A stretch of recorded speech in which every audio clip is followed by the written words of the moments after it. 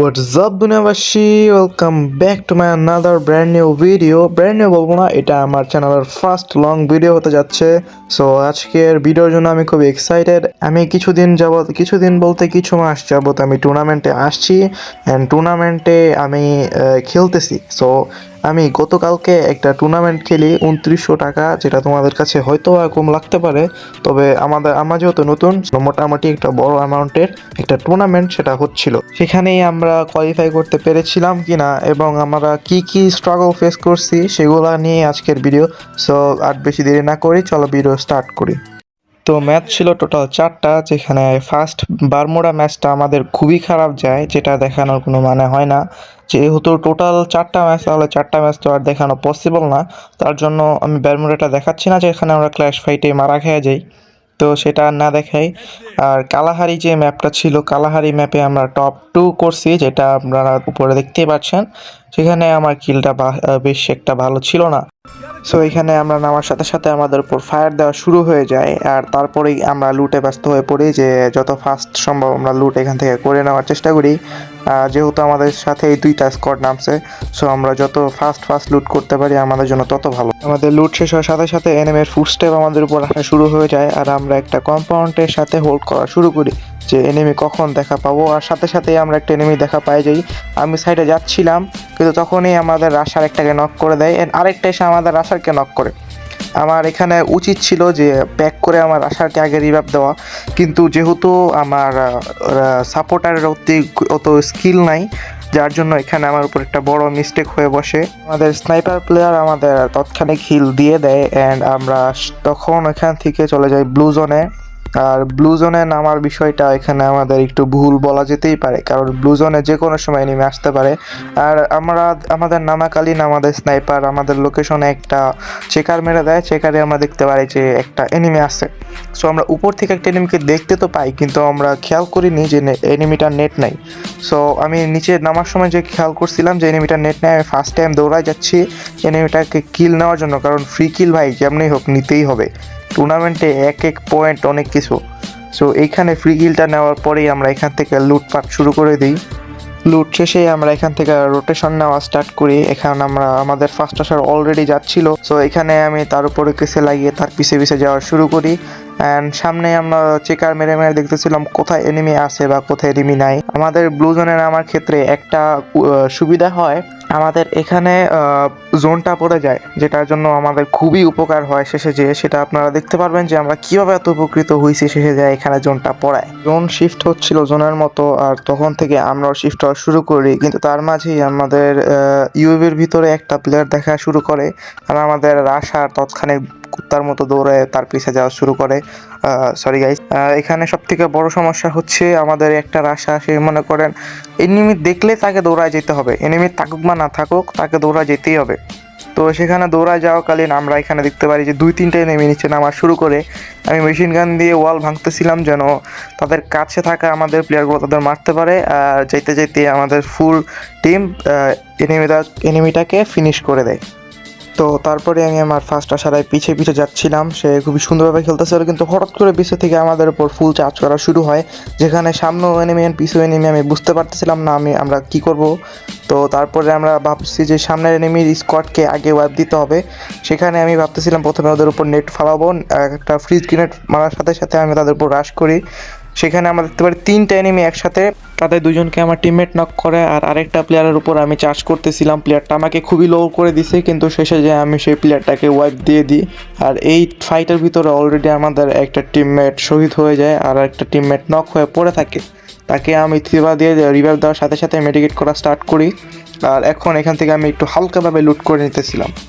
তারপরে আমরা সেফ জোনে চলে আসি, আর সেফ জোনে আসার সাথে সাথে আমি আমার টিমমেটদের হিল দেওয়া স্টার্ট করি। আর হিলিং শেষ হওয়ার সাথে সাথে আমাদের স্নাইপার প্লেয়ার একটা ট্রাক ফালায়, ট্রাকের ওঠার সাথে সাথে তার উপরে ফায়ার করা শুরু হয়, আর এটা দেখে আমিও নেমে যাই অ্যান্ড আমাদের স্নাইপার প্লেয়ারও নেমে যায়। আর সামনে আমি দেখতে পারতেছিলাম কিছু এনিমি, আর আমাদের বাম সাইডেও কিছু এনিমি ছিল, যেগুলোকে আমি পরে যাই স্পট করতে পারি, কিন্তু সামনের প্লেয়ারকে আমাদের আশার নক করে দেয়, আর বাম সাইডেরটাকে আমি লক্ষ্য রেখেই ফায়ার দেওয়া শুরু করে দিই। কিছু ড্যামেজ দেওয়ার সাথে সাথে সে কভারে চলে যায়, আর দুঃখজনকভাবে আমার ফ্যামিলি আমাকে পিছন থেকে ডাইকা নেয়।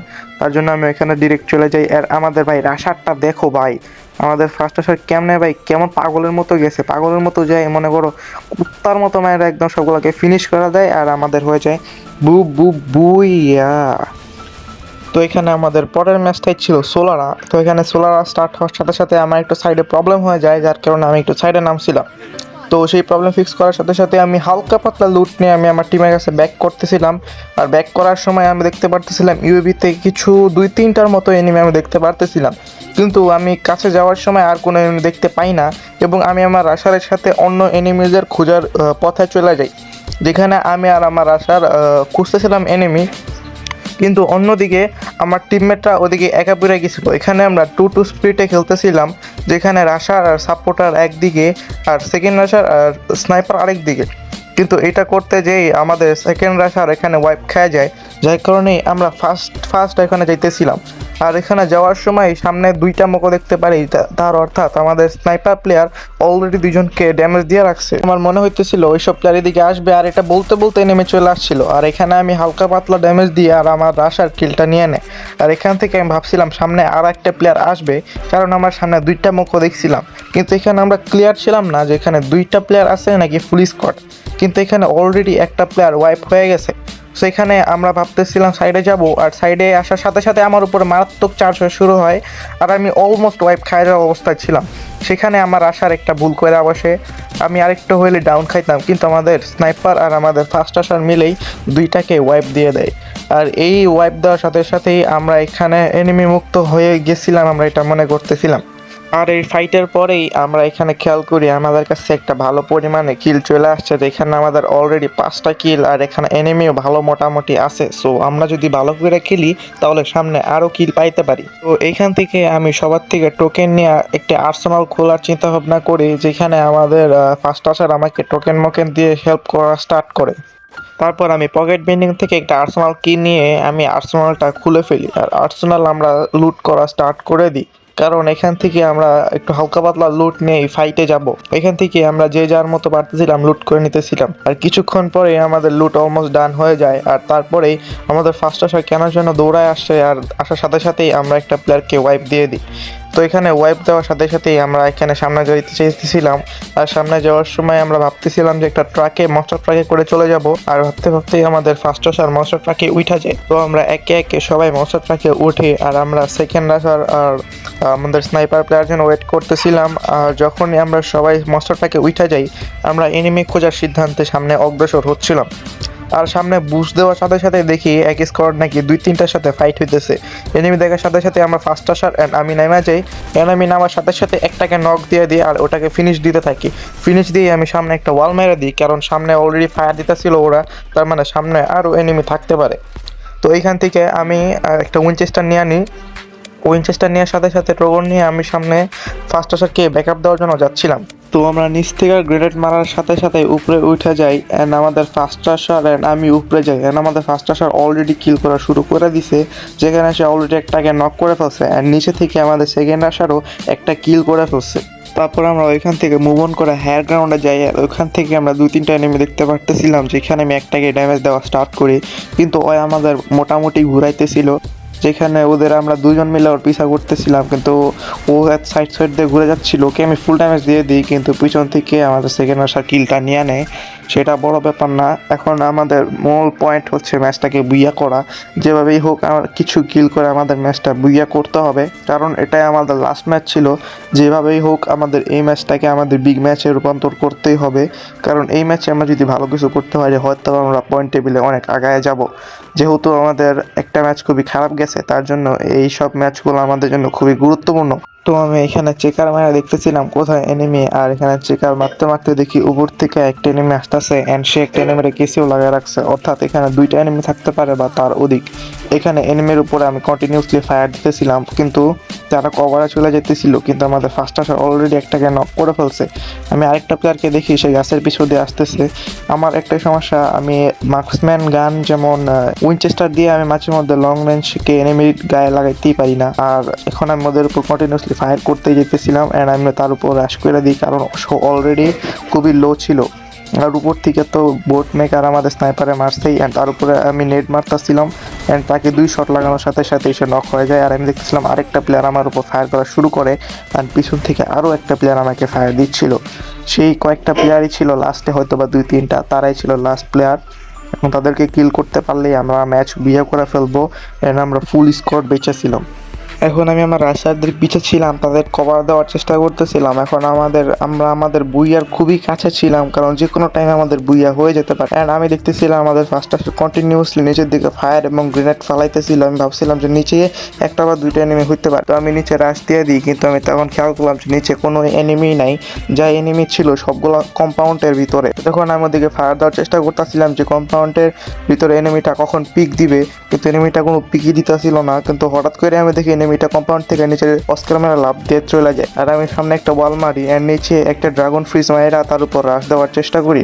অ্যান্ড আমি যখন রাশ দিতেছিলাম সে ওয়াল মায়েরা প্যাক করার চেষ্টা করে, কিন্তু তাকে মায়েরা দিই অ্যান্ড আমাদের টিমমেট অন্য প্লেয়ারদের মায়েরা দেয় অ্যান্ড আমাদের হয়ে যায় বুইয়া। তো আমরা 4টা ম্যাচের 2টা ম্যাচই বুইয়া করে ফেলি অ্যান্ড আমাদের মোটামুটি ভালোই কিল পয়েন্ট ছিল। তো এখন আপনারা দেখতেই পারতেছেন আমরা টপ 2 করছি, কিন্তু এখানে অ্যাডমিনের ভুল হয়েছিল, যেখানে টপ 2 বদলে এখানে 4 দিছে। কিন্তু আপনারা দেখতে পারতেছেন 4 এর পরে নিচে 3 আবার তারপর আবার 4, এটা একটা টাইপিং মিস্টেক ছিল। আর এটা আমরা টপ 2 করছি আর আমাদের টোটাল পয়েন্ট ছিল 73টা। তো এবারের টুর্নামেন্টে যে সব থেকে খারাপ খেলছে বা যার জন্য আমাদের টিমের একটু পারফরমেন্স খারাপ হয়েছে সেটা আর কেউ নাই, সেটা আমি নিজেই। কারণ আমি 1 সপ্তাহ হয় নাই যে আমি রাশিয়া থেকে সাপোর্টে আসছি, তার জন্য আমার একটা যথেষ্ট পরিমাণে প্র্যাকটিস দরকার ছিল, যে প্র্যাকটিসের সময়টা আমি পাইনি, যার কারণে আমার পারফরমেন্সের অবস্থা খুবই খারাপ ছিল। আর আমার রোল শিফটের কারণে যদি আমি আমার টিমের খেলা ভালো হয়, পারফরমেন্স ভালো হয়, তাহলে আমি নির্দ্বিধায় আমি আমার রোল শিফট করতে প্রস্তুত আছি। আমার নিজের স্বার্থ না দেখে আমি যদি আমার টিমের দিকে তাকাই, তাহলে হয়তো বা আমরা ভবিষ্যতে ভালো কিছু করতে পারবো। তো আমি আশা করি আমি আরো ভালো করে প্র্যাকটিস করে ফাইনালে তোমাদের মন জয় করে দেখাবো। তো আজকের জন্য এতটুকুই। আমি আশা করি আমার ভিডিও তোমাদের কাছে ভালো লাগছে। তো ভালো লেগে থাকলে লাইক অ্যান্ড সাবস্ক্রাইব করে দিও অ্যান্ড সুন্দর মিষ্টি কিছু কমেন্ট করে দিও। এতটুকুই। আল্লাহ হাফেজ।